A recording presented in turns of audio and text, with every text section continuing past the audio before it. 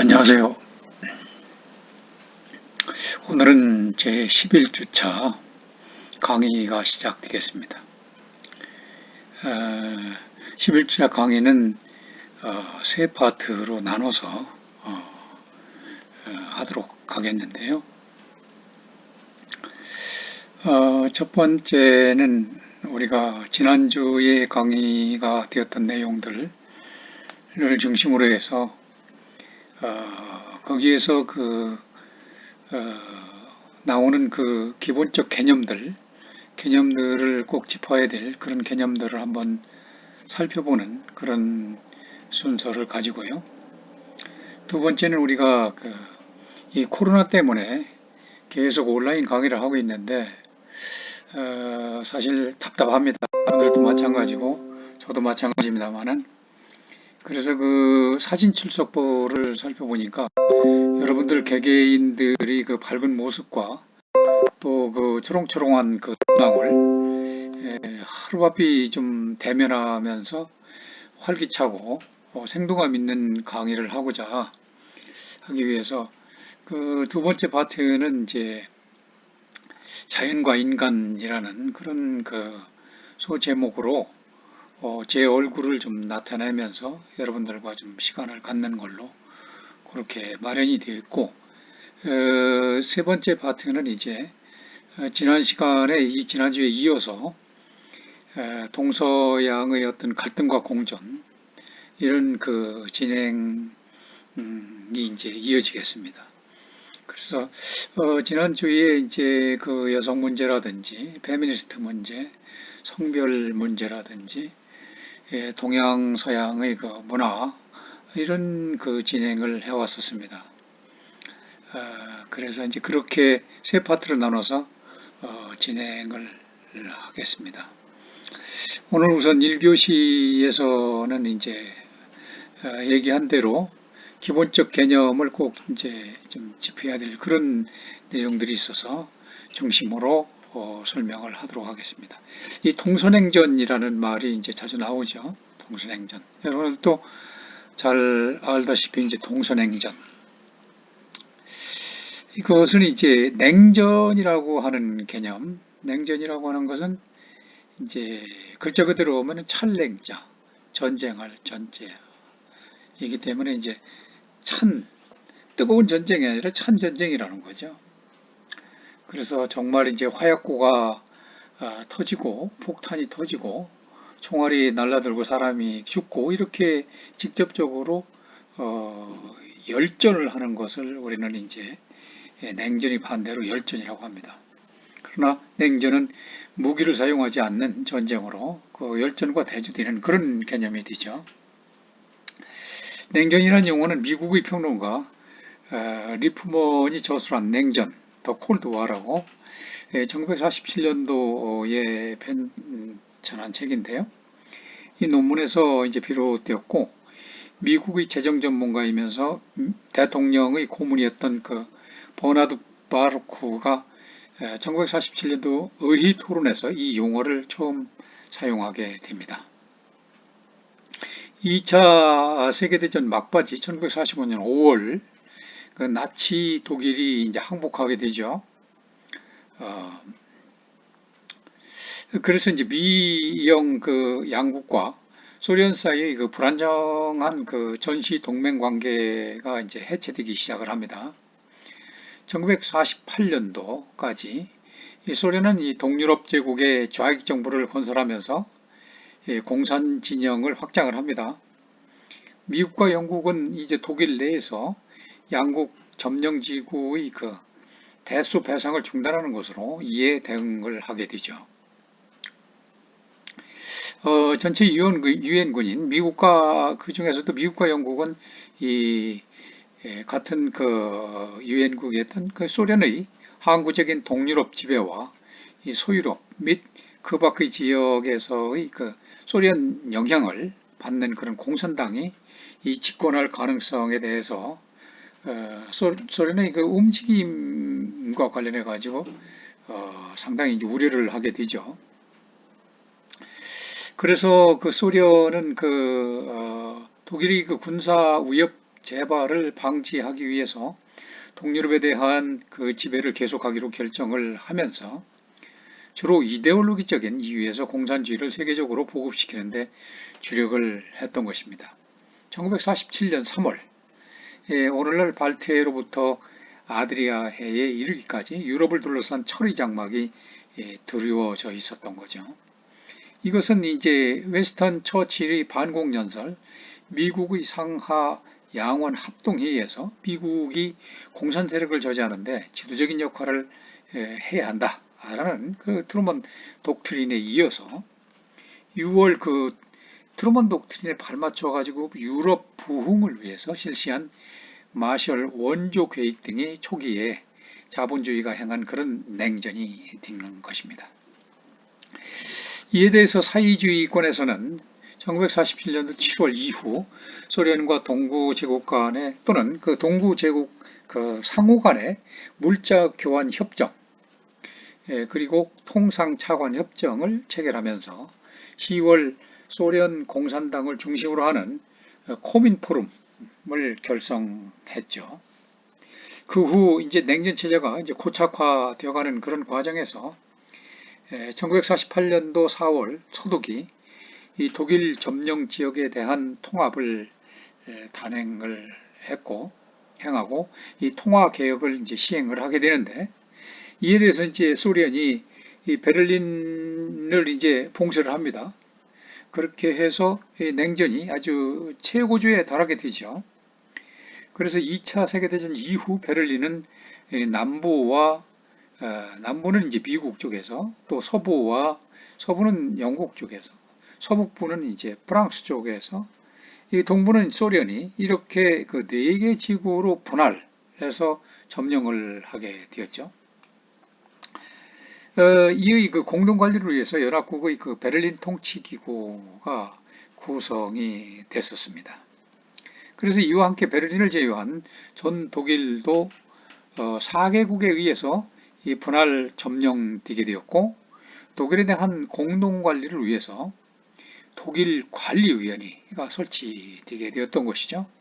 그렇지만 서방 측 3개국과 소련 간의 의견 대립이 격화되게 됩니다. 그에 따라서 소련은 1948년 3월 20일 동위원회를 탈퇴하고 이때부터 단계적으로 서방 측 점령 지역으로부터의 베를린 출입을 제한했던 것입니다. 이에 대해서 서방 측은 6월 중순 그들이 그 점령 지역 내에서 통화 계획을 단행하고 이를 베를린에 적용할 것을 결정을 했죠. 이를 계기로 해서 소련은 연합국의 그 베를린 통치기구에까지 보이콧하면서 6월 25일 날 서방 측 점령지구로부터 베를린에 이르는 모든 육로, 수로 이것을 전면 봉쇄를 하게 됩니다. 이 서방 측 3개국은 미군을 주축으로 해서 인원과 물자의 그 대규모 공수작전을 전개하죠. 이렇게 하면서 대항을 하게 됩니다. 이렇게 되자 이제 9월에 있어서는 독일인에 의해서 베를린시의 행정도 마침내 이제 분열되게 되어서 나눠졌고 동서에 각각 시청이 따로 생기게 되죠. 이렇듯 이 베를린은 양대 진영의 그야말로 냉전의 초점이 되게 되었던 것입니다. 이와 같은 위기는 1949년도 4월 12일 날 소련의 그 봉쇄 체제로 일단 해소되었기는 했지만 그동안의 그 봉쇄 과정을 통해서 서베를린에는 자본주의적 사회질서가 형성되었고 동베를린에는 사회주의적 사회질서가 형성되었습니다. 그 결과 그해 가을 서독에는 독일 연방공화국이 그리고 동독에는 독일 민주공화국이 수립되게 된 것이죠. 한편 독일과 마찬가지로 그 한국의 분단도 냉전으로 인한 것입니다. 1945년도 일본의 패망과 함께 미소 양국은 이 카이로 회담의 내용을 이해하기 위해서 의도 38도선을 경계로 해서 각각 남한과 북한을 점령했던 것이죠.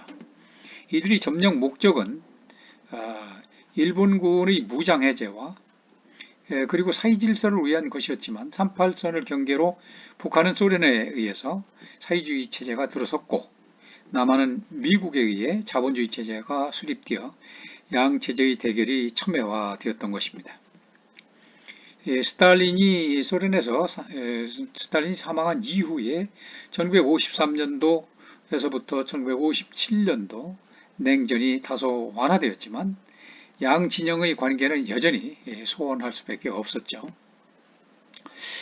앞서 얘기한 대로 소련 그 블록 국가들 간의 이 방위 동맹체인 바르샤바 조약기구가 1955년도에 결성되었고 그의 소독은 나토에 이제 가입을 하게 되죠. 미국과 소련은 아시아, 아프리카, 중동에서 경제, 군사, 외교상의 세력 전쟁을 벌이게 됩니다.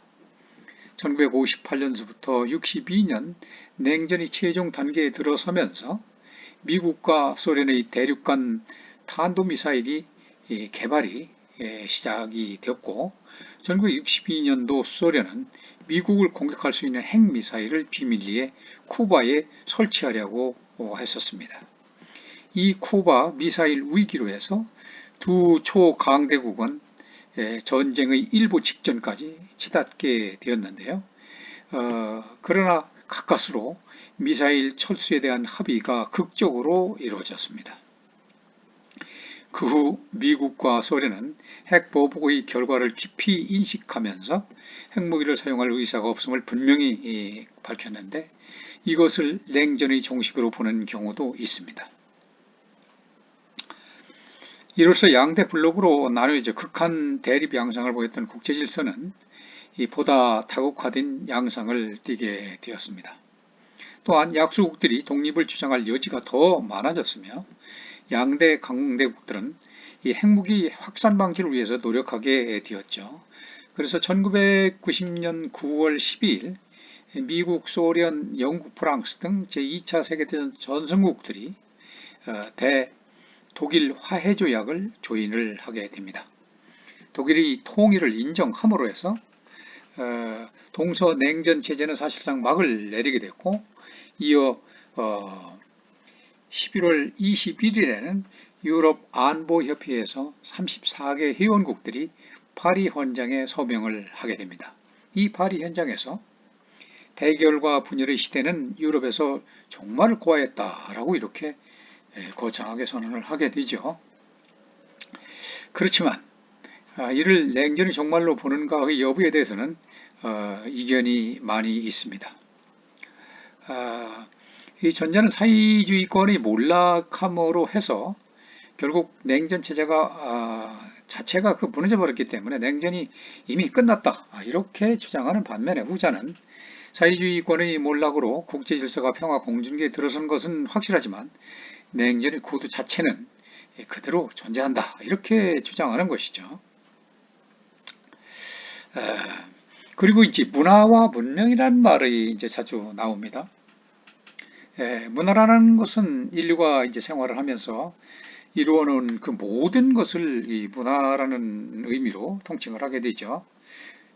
따라서 원시 인류나 현존 미개인들도 나름대로 이 문화를 가지고 있다고 볼 수가 있는 것입니다. 문명은 보다 발전된 문화의 단계를 뜻하게 됩니다. 문명 단계의 징표로는 문자와 청동기의 사용, 또 도시의 출현 등이 이제 거론되죠. 또 문화가 어떤 경작, 컬처에서 문명이 도시, 어떤 시티에서 이렇게 유래됐다는 그 점에서 많은 시사를 받을 수가 있는 겁니다. 그래서 문화와 문명은 둘 다 인간이 자연 상태에서 벗어난 그야말로 물질적, 정신적으로 진보한 상태를 말하는 것인데 이 두 단어를 사람에 따라서는 같은 개념으로 쓰기도 하고 또 구별해서 쓰기도 하는 것이죠. 그러나 대체로 이 문화는 종교, 학문, 예술, 도덕 등 정신적인 움직임을 가리키는 그런 경향성이 있고 문명은 보다 더 실용적인 생산, 공업, 기술 등 이 물질적인 방면의 움직임을 가리키는 경향이 있습니다. 우리가 기술 문명 또는 토론 문화, 등과 같은 예를 들 수가 있죠. 그래서 이 문화라고 하는 것은 이제 정신문명, 즉 문명을 물질 문명으로 구분하기도 하는 것입니다. 그래서 일반적으로 정신적, 물질적 움직임이 복합적일 텐데 어디에 더 중점을 두느냐에 따라서 달리 표현하는 것으로 볼 수도 있죠. 예컨대 문명의 발상지, 또 황화문명, 잉카문명 등 이렇게 그 농사나 토목 등 물질적인 움직임을 중시한 말이 되는 것이고, 한국 문화 또는 미국 문화 등과 같이 이 그 민족이나 국가의 도덕 또 가치관, 종교 등 정신적인 움직임을 중시한 말로 생각할 수가 있는 것입니다. 요즘 흔히 음주 문화 또 자동차 문화 등의 그 용어를 쓰는데, 이건 역시 음주와 운전에 관련된 예절, 풍속 등 정신적인 측면을 고려한 말로 볼 수가 있습니다. 또 진실과 정의, 정의라는 말이 상당히 많이 나오죠. 요즘 특히 이슈화가 되고 있는 공정한 사회, 정의 이런 것들이 나오는데, 이 진실과 정의라는 최소한의 윤리적 개념, 이 도덕적 최소주의가 있는 것이죠. 이 도덕성은 최소한의 어떤 보편적 규범을 갖고 있는 것인데, 이것은 기본적으로 살인, 또 사기, 그리고 극심한 잔인성, 전쟁에 대한 금지이면서 또한 최소한의 공정성과 상호성이라고 볼 수도 있습니다. 이러한 최소한의 기준은 최소한의 도덕이고, 또한 한 사이의 역사적 특수성을 포함하는 구체적인 도덕은 두터운 도덕이라고 불리우기도 합니다. 변증법에 대해서요. 변증법은 간단하게 요약을 하면 동일률을 근본 원리로 하는 형식 논리에 대해서 모순 또는 대립을 근본 원리로 해서 사물의 운동을 설명하는 그런 논리를 말하는 것입니다. 이 말은 원래 원상으로 그리스어에서 유래를 했는데요. 원래는 대화술, 문답법이라는 그런 뜻이었는데, 일반적으로 변증법의 창시자라고 하는 그 엘레아 학파, 제논이라는 사람이 상대방의 입장에 어떤 자기 모순이 있는가를 논증함으로 해서 자기 입장의 올바름을 입증하려고 했습니다. 이와 같은 문답법, 이 문답법은 소크라테스에 의해서 훌륭하게 전개되고, 그것을 이어받은 플라톤에 의해서 변증법은 진리를 인식하기 위한 방법으로 중시되었던 것이죠.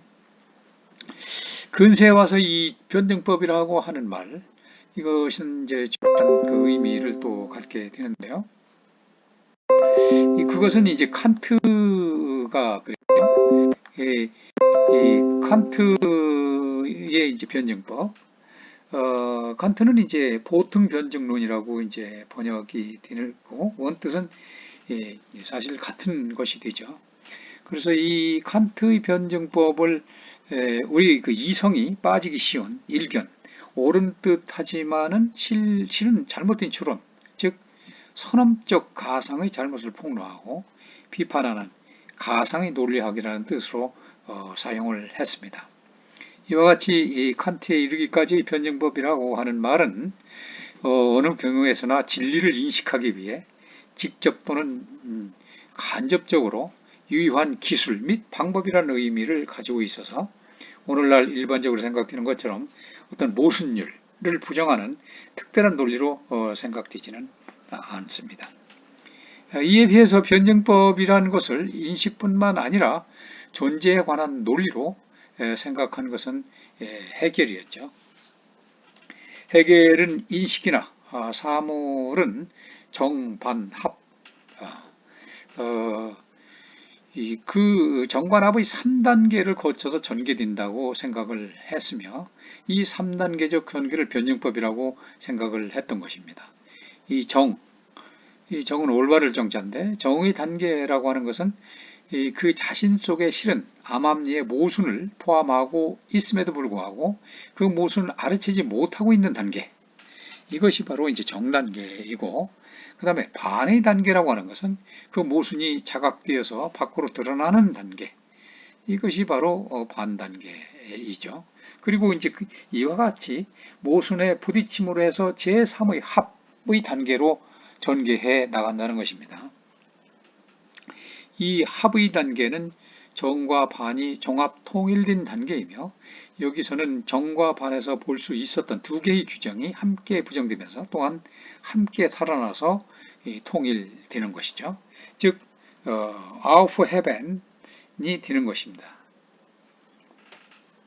이와 같이 존재에 관해서도 변증법적 전개가 가능하다고 생각한다면 존재 그 자체에 모순이 실재한다는 결과가 되기 때문에 변증법은 모순율을 부정하는 특별한 논리라고 생각이 될 수 있습니다. 오늘날 변증법은 이와 같은 의미로 해석되는 것이 일반적이죠. 그래서 칼 막스라든지 엥겔스의 그 유물 변증법도 마찬가지로 이렇게 해석을 하고 있는 것입니다. 또 우리가 한편 이 기계론이라는 이 메커니즘이 이제 자주 사용이 되고 있는데, 그 요약컨대 그것은 모든 사상을 기계적 운동으로 환원해서 설명하는 그 입장을 바로 기계론이다, 이렇게 요약될 수가 있죠. 철학 용어에서 있어서는 이 목전론과 대립되는 것이 바로 기계론입니다. 하나님이 세계를 창조했을 당시 지니고 있었던 있던 그때의 그 목적을 알 수 있다고 생각하거나 사물이 인간을 위해서만 존재한다는 생각을 이제 배제하는 것이죠. 배제하고 그 세계의 모든 과정이 필연적이고도 자연적인 인과 법칙에 따라서 생긴다고 생각했으며, 매사를 목적관념으로 설명하지는 않는 것입니다. 특히 이 데카르트, 16세기에서 17세기에 살았던 이 데카르트의 그 동물 기계론이나 또 라메트리의 그 1700년대에 살았던 그 라메트리의 그 인간 기계론이 유명하죠. 이 기계론이라는 것은 일반적으로 인물론과 결부되기가 쉽습니다. 고대 그리스에서는 이 데모크리투스, BC 5세기, 4세기에 있었던 그 철학자죠. 또 에피쿠루스 등이 이거 원자론자가 바로 이런 입장을 취했고, 근대에 있어서는 홉스나 스피노자의 그 결정론, 그리고 프랑스의 유물론자들이 이 학설을 기계론을 확 발전시켰습니다. 그리고 특히나 그 라이프니치 17세기, 18세기의 그 대철학자인데, 라이프니치는 기계론의 그 필연성을 그 바탕 위에 창조주로서의 신의 목적성을 결부시키려는 그 예정 조화설에 의해서 목적론과 기계론의 조화를 꾀하기도 했습니다. 이 칸트는 기계론적인 필연성의 그 타당한 그 범위를 현상계에 한정시키고 초자연계 또 도덕계에 목적론을 도입을 했습니다. 또한 사물에 내재하는 숨은 성질이나 능력에 대한 생각을 배척을 하고, 데카르트 자연학의 그 경우처럼 힘의 개념을 부정하고 일체의 사물을 연장, 형, 운동으로 설명하는 점에서는 이 사물의 비약적인 변화와 발전을 인정하려는 그 정력설, 즉 에너지설, 일이나 역본설과 있는 이제 대립되는 그런 것이죠. 그래서 이 방법론적으로는 현상을 분석을 해서 객관적으로 표상이 가능한 여러 요소로 환원하는 점에서 현상의 추상적 기능적 관계만을 고찰하는 입장과는 대립이 되는 것입니다. 이 생물학적으로는 생물체를 기계에 비유하고 생명 현상을 물리화학적 작용으로 보는 그 생명론을 말하기도 합니다. 17세기에 데카르트는 동물 기계론을 제창하여서 동물체를 갖다가 이 태엽을 감은 기계와 같이 생각을 했죠. 그래서 18세기에 라메트리는 이를 또 한층 또 더 발전시켜서 인간 기계론을 주창하기 이르렀습니다. 19세기에는 물리화학적 기계론이 고창되기도 했지만 최근 사이버네틱스에서는 생명 현상을 자동 제어 기계로 보는 그런 견해로 또 발전을 시키기도 했죠. 이 생기론과 대립해 온 것으로 현 세계에 들어와서 전체론과도 대립이 되게 되는 것입니다. 또 이에 이제 그 대비되는 개념이 목적론이 있죠. 목적론. 이것은 요약을 해보면 윤리학에서 그 얘기하는 옳고 그름, 이 옳고 그름은 행동하는 목적의 선악에 있다라고 생각하는 입장이 바로 목적론입니다. 인간의 의식적인 행동뿐만 아니라 세계 안에서 일어나는 모든 사건과 자연의 현상도 목적에 규정되어 있다는 가정, 가정과 그리고 이러한 가정의 바탕을 둔 그 사고방식을 말합니다. 그리스어로 목적을 뜻하는 텔로스와 이성을 뜻하는 로고스에서 유래하였으며 이 작용인만으로 설명하는 방식과 대비해서 목적 인과론이라고도 말을 합니다. 목적의 내용과 그 상대에 의해서 윤리적 목적론, 쾌락주의, 이기주의, 공리주의 등 다양한 특수 형태로 분류되기도 합니다. 이성적인 인간 행위는 그 행위를 목적에 비추어 이해할 수 있으며 모든 것이 인간의 효용에 의해 이루어졌다는 것입니다. 책상이 나무로 만들어졌다는 그런 것은 기계론적 설명이지만 책을 읽기 위해 만들어졌다는 것은 바로 목적론적 설명이죠. 그래서 그것은 인간 중심적 사고방식을 기초로 한 것입니다. 고대 그 철학적 그 목적론의 대성자인 그 아리스토텔레스는 어떤 그 사물을 완전히 설명하려면 진료인 그리고 형상인 이 작용인 뿐만 아니라 목적인, 여기서 인은 원인을 얘기하는 것이죠. 원인인자로 씁니다. 그래서 사물이 전체로 만들어진 그 목적이 바로 목적인인데 이런 그 진료인, 형상인, 작용인 뿐만 아니라 목적인도 고려해야 된다고 주장을 한 것이죠. 또한 실제 하는 사물은 진료와 형상의 결합이고 우주의 본질은 이러한 사물이 항상 서로 어울려 한목적적으로 실현시키는 것이며 형상은 그 사물 속에 내재한다고 생각을 했습니다. 16세기, 17세기 근대 과학이 등장을 하면서 모든 관심은 그야말로 자연현상에 대한 기계론적 설명에 쏠렸죠. 데카르트적인 이제 철학 사상을 바탕을 둔 것입니다. 그래서 이것은 아리스토텔레스의 목적론에서처럼 사물이 자신의 본질에 내재해 있는 목적을 실현하기 위하여 발전한다고 하지 않고 생명체조차도 어떤 지성적 존재가 교묘하게 고안해 놓은 기계로 보았다는 것입니다.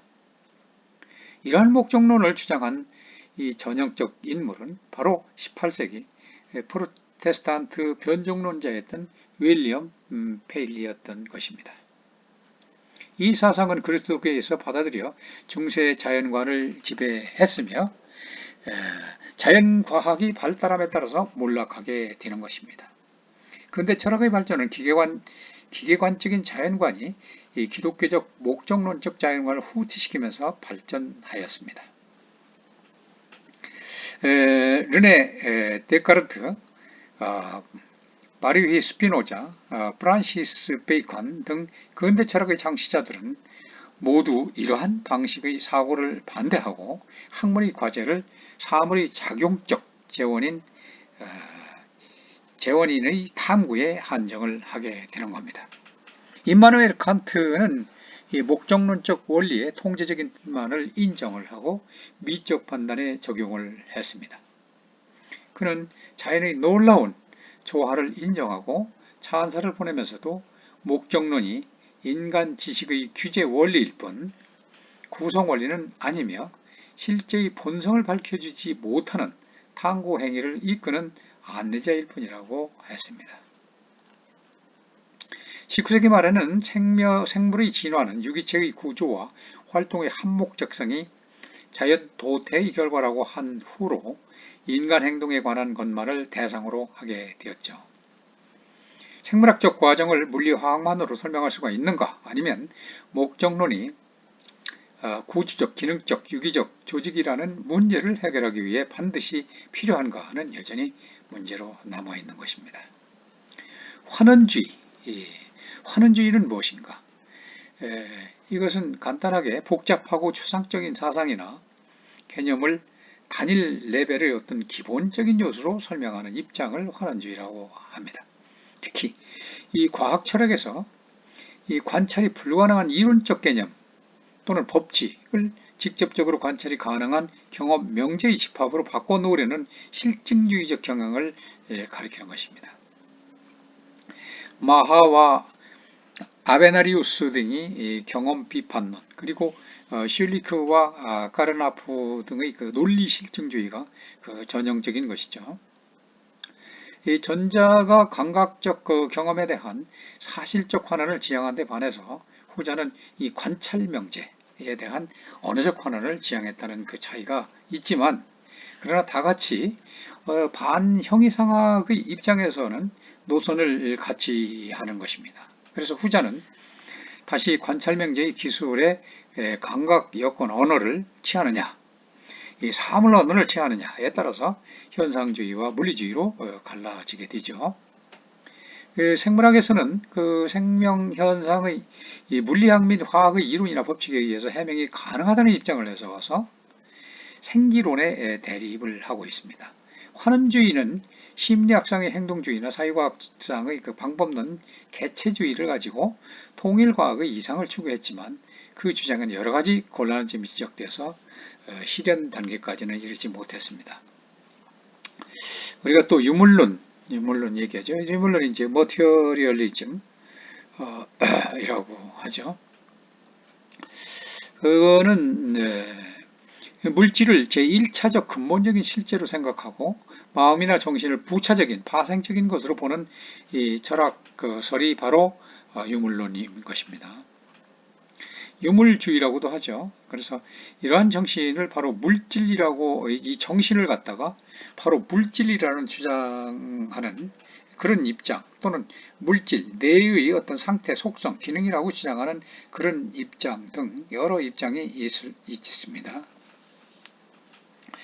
원래 철학 용어로서는 세계의 본성에 관한 존재론상의 입장으로서 유물론과 유심론을 대립시키고, 인식의 성립에 관한 인식론상의 학설론은 실제론과 관념론을 대립시키는 것이 일반적인 용법이죠. 그러나 실제로 유물론은 이 관념론의 이 대신되는 말로 사용되기도 합니다. 그 까닭은 왜? 근본적으로 근세 철학에서 유물론은 실제론적 입장의 세계를 구성하는 물질적 실체의 근거를 두고 존재론이라는 형식으로 자기 주장을 해왔는데 반해서 관념론은 유심론적 입장이 사고하는 우리에게 근거를 두고 인식론적으로 전개해왔기 때문이라고 생각할 수 있습니다. 또 유물론으로서 19세기, 29세기에 걸쳐 커다란 영향력을 끼친 엥겔스가 용어법으로서 유물론과 관념론이라는 대어를 사용한다는 사실과 그것을 계승한 레닌이 오해를 초래하는 것이라고 하여 실제론이라는 용어를 배척하였다는 그 사정도 있습니다. 그러면 유심론이란 무엇이냐? 만상의 궁극적인 존재를 비물질적인 정신적 생명적인 것으로 생각하고, 그에 의하여 물질적 비생명적인 것은 이론적으로 해명할 수 있다는 철학적 입장이 바로 유심론입니다. 그래서 이것은 유물론과 대립되는 그런 개념이고, 물심이원론은 그 중간 형태로 볼 수가 있습니다. 관념론과 유심론이 동일시되는 경우가 있지만, 전자는 오히려 인식론의 용어로서 실제론과 대립되고 있죠. 다만 인식론적 관념론이 형이상학 유심론으로 되기 쉬운 것은 사실입니다. 경험적 세계를 가상의 세계, 초월적 이데아를 궁극적 실제로 본 그 플라톤의 그 이데아론이나 진류에 대하여 생명 원리라고 할 수 있는 형상을 중요시하고 유기적 자연과를 취하는 아리스토텔레스의 철학은 유심론적인 경향을 보입니다. 일자인 어떤 신으로부터 만물의 유출을 주장하는 플로티노스, 인격신, 천사, 를 피조물을 초월한 존재로서 인정하는 그리스도교도 마찬가지입니다. 르네상스기에 자연 철학이나 신비주의도 생명적인 것의 그 가정과 유기적 자연관에서 보면은 유심론적입니다. 근대 이성론에서 라이프니츠가 작용 또 힘으로서의 단자, 모나드죠. 이 단자를 궁극적인 실체로 하고 물질에도 아주 작은 정신적 표상작용을 인정해서 정신과 물질의 연속관을 취하였으며 영국의 이 경험론에서는 G. 버클리의 그 만유 재신론도 유심론에 귀착하였다고 할 수가 있습니다. 유심론은 이 칸트 이후에 독일 관념론에 현저하게 나타났고, 이 피테의 자아의 이론론, 또 시엘링의 동일 철학, 특히 세계를 절대 정신의 자기전개라고 하는 해겔 철학은 그 대표적인 예라고 볼 수가 있습니다. 유심론도 유물론도 국한에 있어서는 형이상학적 독단으로 빠지게 되지만 자연과학 발전에 따른 사변적 유심론의 태주는 부정할 수는 없습니다. 또 현대 비판 철학의 유력한 경향은 양자 대립을 언어의 부당한 용법에서 생기는 문제라고 생각할 수가 있습니다. 그 인본주의라는 말이 있죠. 인간의 가치를 죽인 관심사로 삼는 사상을 말합니다. 흔히 다음과 같이 세 가지로 나눠서 생각하는 경향이 많습니다. 첫 번째, 인간의 고통을 극소화하고 복지를 증진시키려는 모든 도덕적 사회적 운동을 통칭하는 것으로 이해하는 경우가 많습니다. 두 번째, 신이나 자연이 숭배의 대상이 아니라 오직 인간성, 휴머니티만이 존귀하다고 믿는 실증주의적 인간성 숭배의 사상을 일컫는 경우도 있습니다. 세 번째, 예수 그리스도의 그 신성성을 부인하고 그 인격성만을 주장하는 신학사상을 일컫는 말로도 사용되기도 합니다. 그 다음에 이제 우리가 프랑스 혁명이 상당히 많이 이제 대두되고 있는데요. 이 프랑스 혁명은 1789년 7월 14일부터 1794년 7월 28일에 거친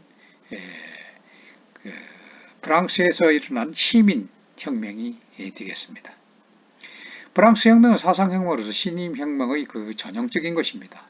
여기서 시민혁명이라고 하는 것은 부르주아 혁명, 즉 계급에서의 시민혁명을 말하는 것은 아닌데, 전 국민이 자유로운 개인으로서의 자기를 확립하고 평등한 권리를 보유하기 위해서 일어난 그러한 혁명이라는 보다 넓은 의미를 갖고 있는 것입니다. 혁명의 이념은 계몽사상가인 그 몽테스퀴, 볼테르, 루소, 디드로 등에 의해서 약 반세기에 걸쳐서 배양이 되었습니다. 그 중에서 특히 루소의 문명에 대한 격렬한 비판과 인민주권론이 혁명사상의 기초가 되었습니다. 프랑스 왕권은 루이 14세가 완성한 그런 절대주의 체제에 의해서 여전히 국왕 친정, 신권 이론, 왕권 신수설이죠. 이런 것을 받들고 국가와 인민의 군림을 계속했던 것입니다. 왕권 신수설에 의한 신권 왕정 밑에서는 모든 국민이 단순히 국왕의 신하에 불과하다. 그 위에 소수의 그 귀족 성직자들만이 별도의 특권 신분을 구성하고 국민의 90%를 차지하는 평민층의 근로와 납세에 기생을 하면서 우아하고 무의한 그런 생활을 보내고 있었던 것이죠. 모수는 처음부터 그 누구의 눈에도 명백하게 드러난 것이었습니다. 그러한 과정에서 루이 16세의 정부는 미국 독립혁명을 지원한 군사비 때문에 재정 궁핍에 빠지게 되었죠. 재정총감 칼로는 1787년 2월에 명사일을 소집하고 이 특권 신분에게도 과세하는 임시 지조를 제안했습니다. 이에 항거량을 해서 귀족 성직자들은 국왕을 뒷받침하던 그런 그 사법관리의 핵심인 파리 이 고등법원과 결탁을 해서 이 고등법원이 가진 그 법령 심사 권한을 이용해서 왕정 고문부의 제정안에 저항을 했던 것입니다.